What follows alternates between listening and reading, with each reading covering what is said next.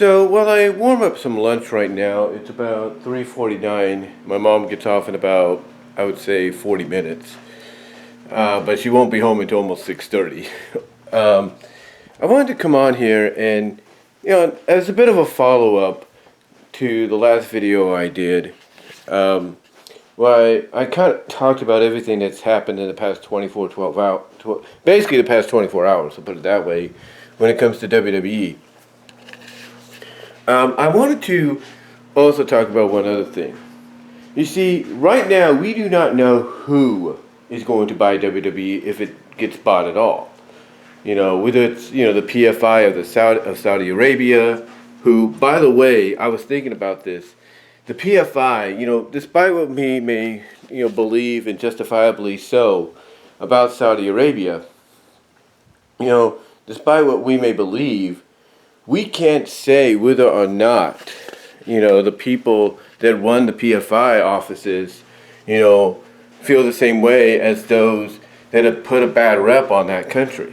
We can't say that. For all we know, the people that run the PFI offices are completely different. Like they might be completely opposite to, what the rest of the country is about. And they may be for progression. They may be for, being more modernized, outside of the other countrymen and women or whatever. So that's just my opinion. I could be wrong. So again, we may not know everything about them, which is why I think some people are not too upset about them, and why people even say, hey, when you look at the fact that they own the Newcastle Unified team of the Premier League, and they say they're basically almost hands off, like they're not even there, although they own them.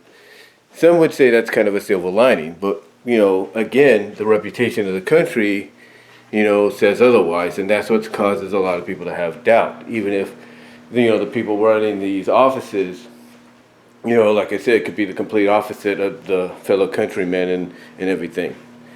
But the reason I'm doing this video too is, like I said, it doesn't matter exactly who's going to potentially buy the company if it happens. I know Alex said in a video he did today, where he was basically thankful that nothing really came to pass, on this rumored false story of a sale. He still believes with a smoke there's fire. So he still believes there's some validity to it. He's just not sure exactly what that validity is, whether it is the PFI of Saudi Arabia or somebody else. But be that as it may, as I said in the video prior to this, it's going to take time.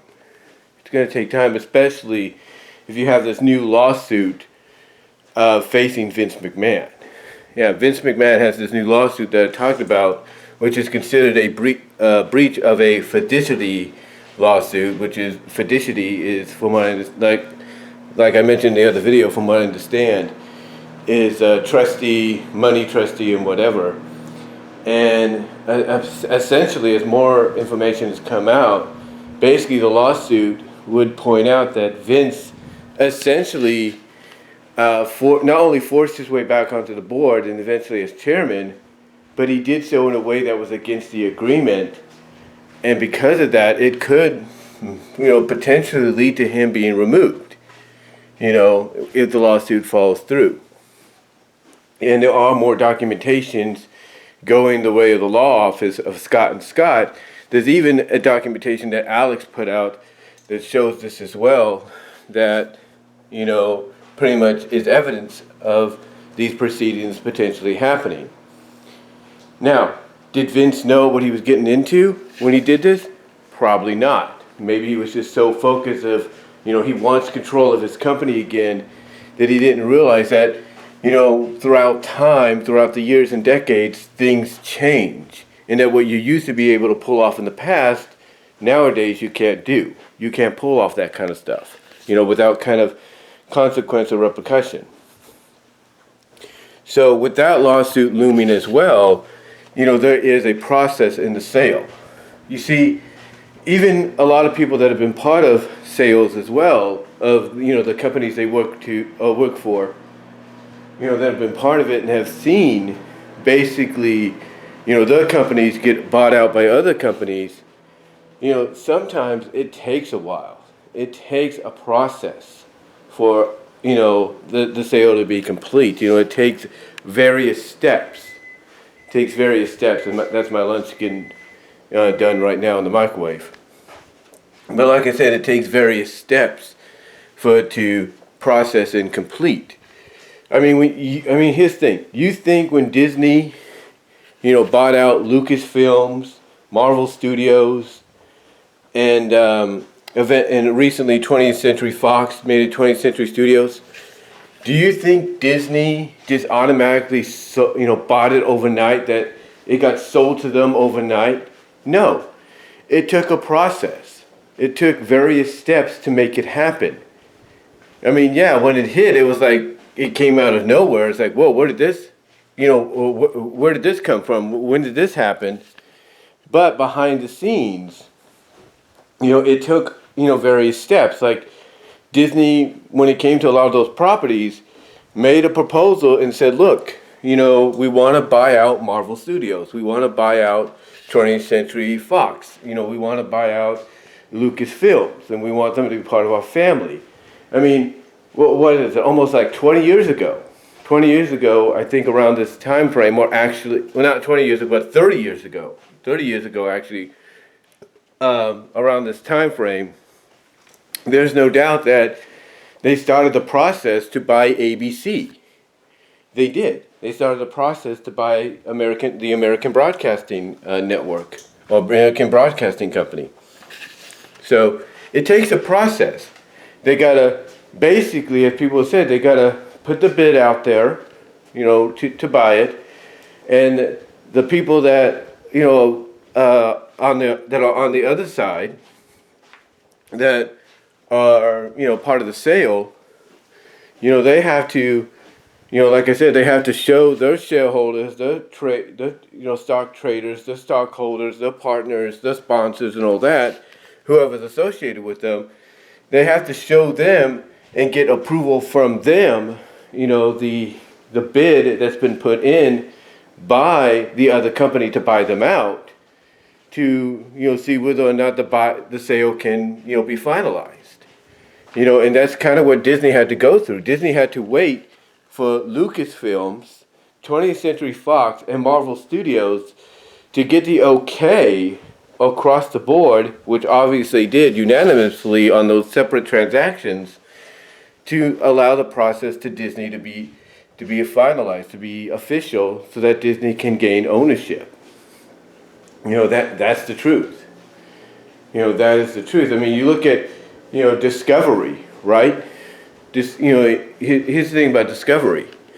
Yeah, they did buy Warner Brothers, but they officially did not become Warner Brothers Discovery until a certain timetable. It wasn't overnight to where, okay, Discovery now owns Warner Brothers, they are now automatically Warner Brothers Discovery.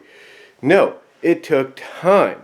When the announcement came out about, 2021, 2020, that transaction happening, it took time, but they said that by the summer of 2022 at least, the sale would be complete. So it took a while for that to happen. And now, as we speak, Warner Brothers Discovery is a merger of both entities, and by the summer or spring this year, both streaming services will be as one under the possible Max name. So it takes time for a lot of things to happen, for a sale like that to happen. The same thing with, from a sporting analogy, it's the same thing when teams, move from different cities or states, after having a tenure in the first original, in the home of the origin, if you will. For example, Montreal Expos. When they became the Washington Nationals, do you think they became the Nationals overnight? No, it was a process. It was an agreement of, okay, we're going to get you a new stadium, to play in. But for the time being, when you do finally come, RFK Stadium will be your home.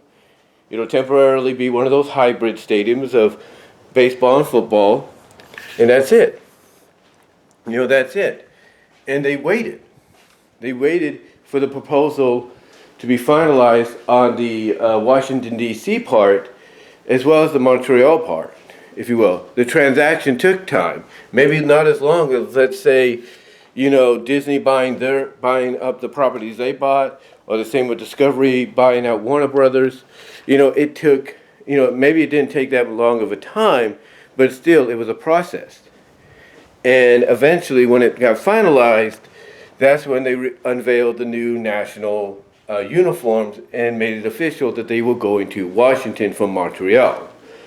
It's not like with Baltimore Colts becoming the Indianapolis Colts, where basically they just took the team from Baltimore to Indianapolis overnight. No.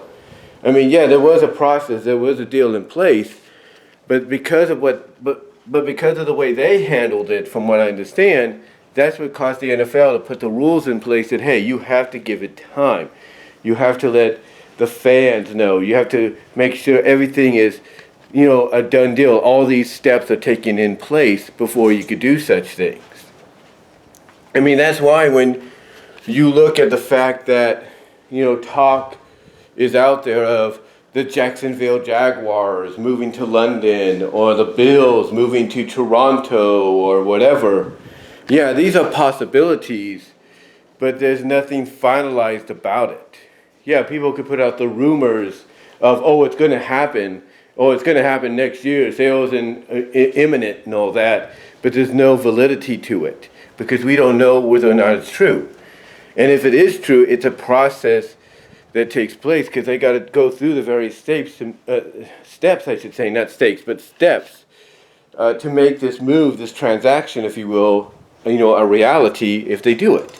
I mean, if there is strong consideration, to move Jacksonville to London after the successful season they've had this year, making the playoffs and all that, basically, if there is a transaction going on, then it's a transaction that is not known right now because they want to focus on the playoffs and everything. But it's basically a transaction that's probably in the pre-start of happening. They're basically probably trying to see what factors have to be looked into and worked on before they can fully make this move and transaction occur.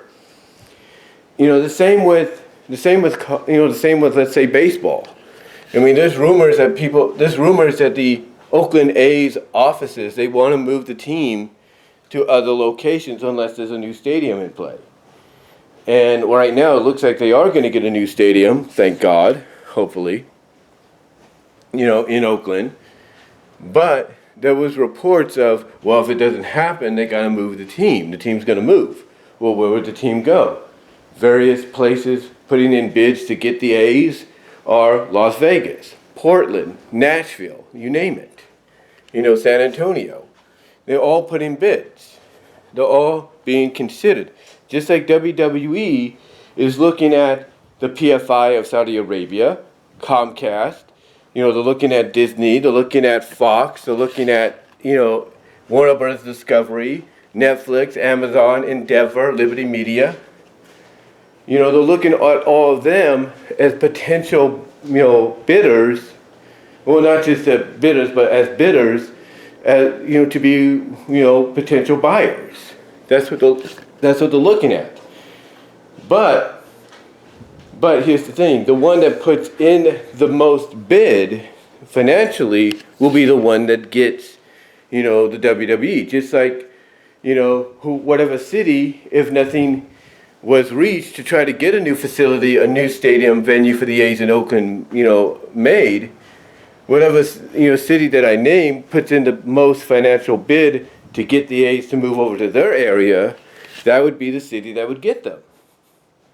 But it would take a process to make sure everything is, on the up and up, and all the steps precautionally, are taken to make the transaction final. It's also the same with, let's say, college sports. They may not be as, much of a transactional situation as, let's say, pro sports, but when you're moving a team from one conference to another, it takes time, which is why when a team makes the announcement, like Oklahoma and Texas did, that they're going from the Big 12 to the SEC, they basically gave a timetable of, hey, we're going to arrive there by 2025. Why? Because not only do they want to fulfill their obligations to the Big 12, but they also know there is a procedure that takes place that, they have to go through to make sure everything is, on the up and up before they can officially make that move. Because if something does come up and it interferes with that move, then, there's no way they'll be able to go to the SEC, and they would have to remain in the Big 12, or maybe even go temporarily into the independents with the likes of Notre Dame. The same with USC and UCLA. Yeah, they did it in a way that's pretty much being investigated, mostly on UCLA's part and somewhat USC's part by Gavin Newsom and others, as to wondering how they were able to do this and get away with it, because they're going from the Pac-12 to the Big Ten, within the next few years, which I think is like 2024, 2025 at the latest. But even though, despite the difference on how they were able to make the move or make the announcement of the move happening, at least despite being investigated, they're still trying, as crazy as it sounds, to take the proper steps needed to make sure everything is on the up and up. And this is why you don't really hear much about these conference moves right now, because they're still in the process of making sure everything is a go.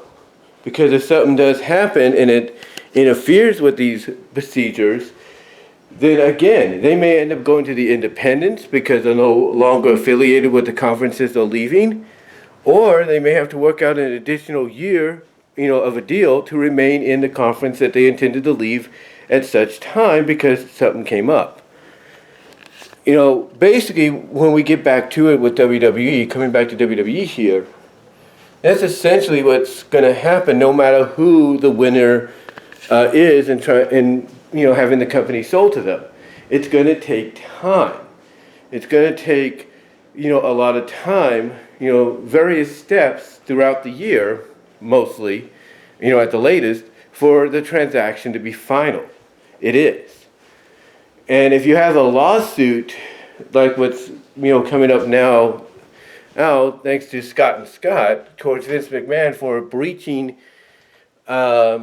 his fiduciary agreement, his trustee agreement, by forcing his way back into WWE's board and his board of executive chairman, I should say, that too can be a major, major obstacle, because the last thing that they're going to want to do when trying to present a sale to any potential buyer is say, oh yeah, by the way, our chairman is probably not going to really be here with us much longer because he's being investigated for forcing his way in illegally. Or forcing his way back in illegally. So that's going to be a major obstacle that right now is going to halt any sale, because any potential buyer, even the Saudis, believe it or not, are not going to want to deal with something that would take them to court for basically overlooking, this investigation, or ignoring this investigation of a guy that basically forced his way back onto the board by breaking an agreement he agreed to, he signed to. So yeah, it's going to take a process, and this lawsuit may put the sale, or any potential sale in the future, to a halt for the time being. So it's going to be, to me, it's going to be a process, and it's going to take time, a lot of time, if you will.